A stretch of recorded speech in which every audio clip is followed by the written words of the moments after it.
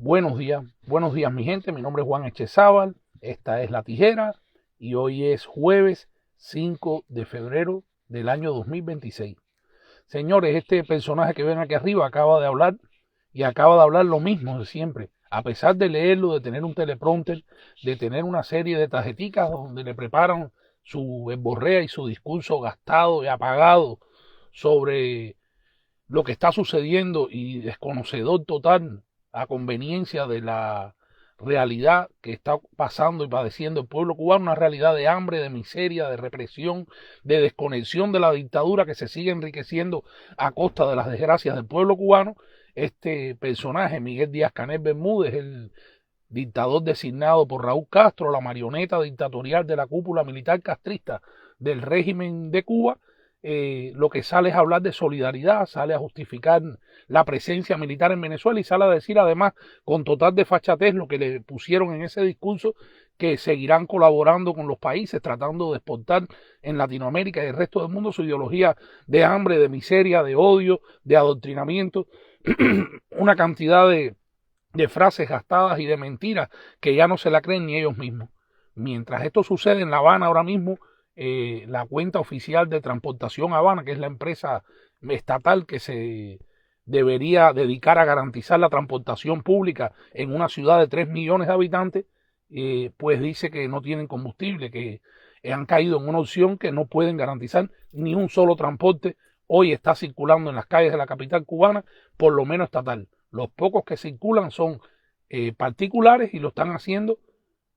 comprando el combustible a altos precios y abusando a su vez del pueblo, de la persona que tiene una necesidad de desplazarse de un lado hacia otro, que tiene que pagar a precios astronómicos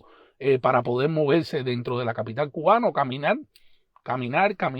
y esperar. ¿Qué espera el pueblo cubano? ¿Qué sigue esperando el pueblo cubano si esta gente no le ofrecen solución a los problemas? Ni una sola palabra de la grave situación en la que tienen empantanado a millones y millones de cubanos desde el año 1959, pero acrecentado aún más desde que este payaso dictatorial llegó al poder como marioneta, ¿no? Como títere, como le digo yo, en el año 2018. Del 2018 al 2019, crisis, hambre, desgracia. Vimos cómo se cayeron aviones, cómo estallaron hoteles, cómo sucedieron cosas que han ido marcando, ¿no? Aún más y agravando la situación del pueblo cubano. Más hambruna, menos exportación y ellos justificándose con el bloqueo. Sin embargo, la disminución de exportaciones no son hacia los Estados Unidos. La disminución de exportaciones, la disminución de turismo y la disminución de los ingresos del castrismo están derivados por su mala política comercial, por su mala paga. Son un régimen que le deben a las 11.000 vírgenes. Son un régimen que llegó desde el año 1959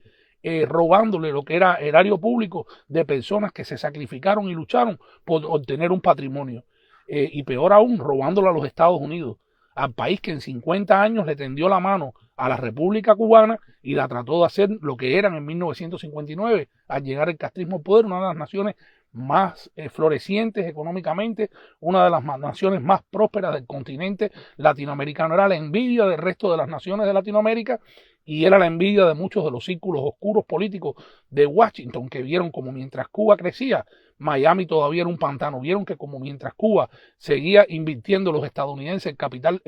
americano dentro de Cuba, dentro de la infraestructura cubana, en Las Vegas en aquel momento de los años 50, lo que era un desierto con 3 casuchas ahí, y mientras se fue apagando Cuba, mientras se fue apagando ese glamour de La Habana y de la Cuba republicana después de 1959, ha ido floreciendo esas ciudades que en aquel momento eran pantanos y desiertos. Nos han hecho muchísimo daño. El primer daño lo ha hecho, por supuesto, la dictadura opresora castrista, pero muchísimo daño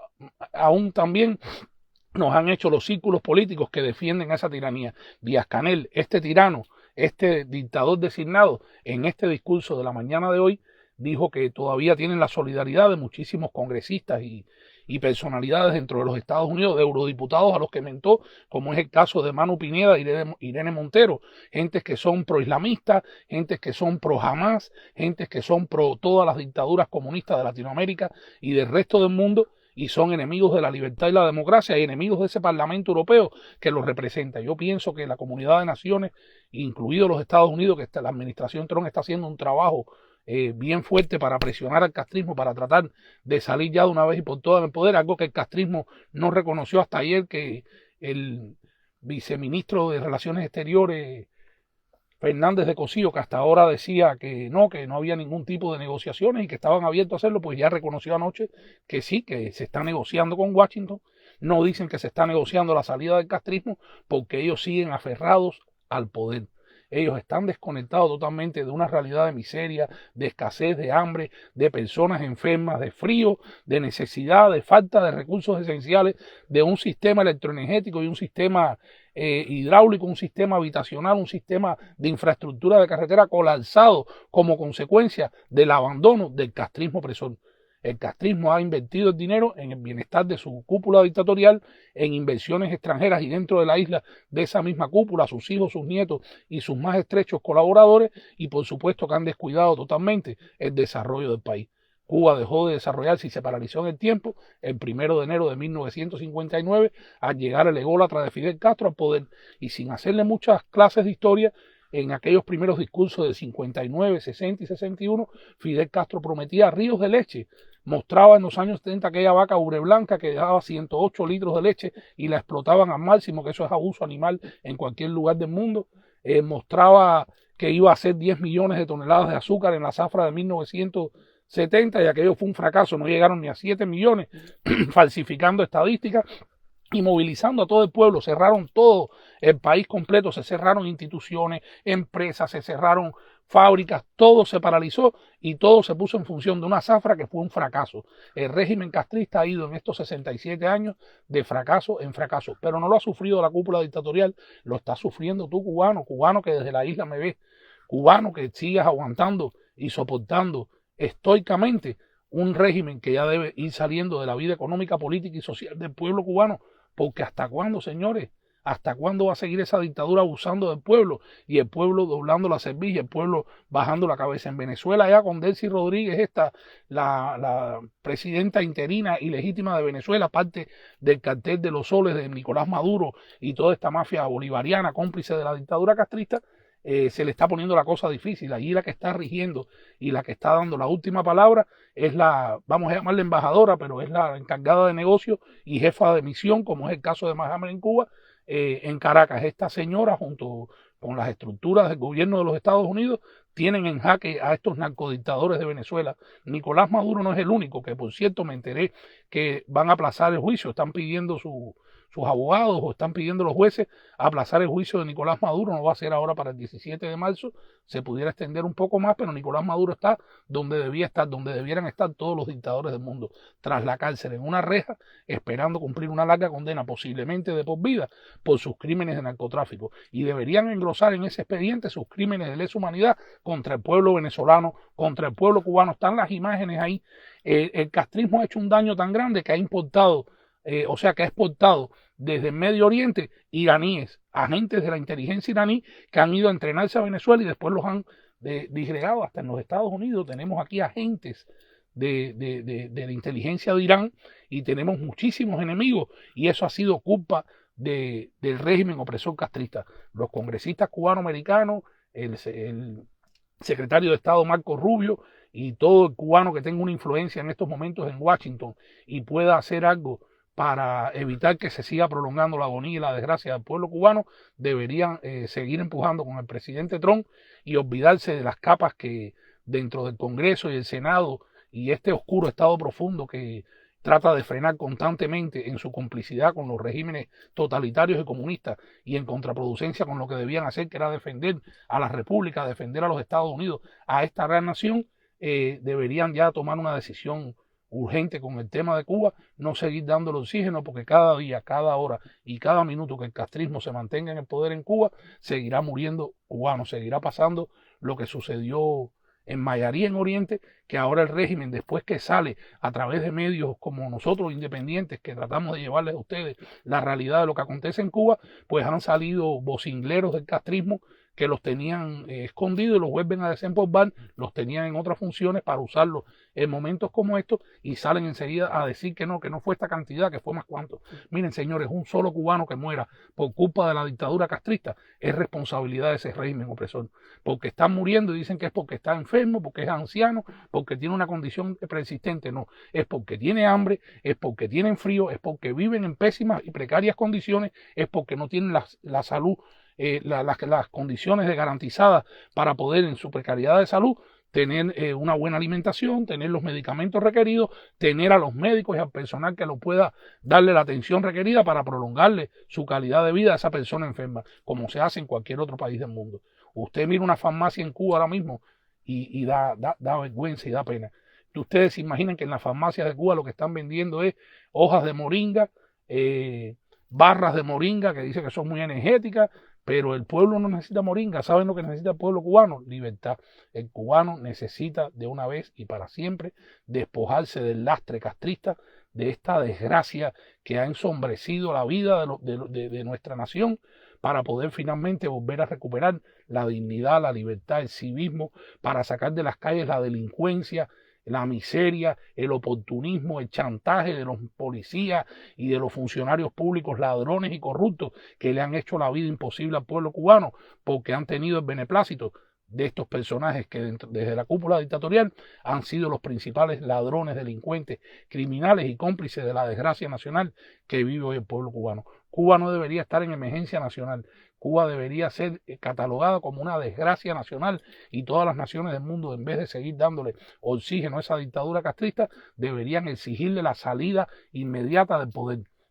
La ONU, cómplice, el representante de la ONU en La Habana, dice que abajo el bloqueo, que por favor ayuda para el pueblo cubano, porque esta gente, estos organismos internacionales se han convertido históricamente en enemigos de los Estados Unidos, en enemigos de la libertad y de la democracia, y en cómplices de todos los regímenes comunistas, izquierdistas,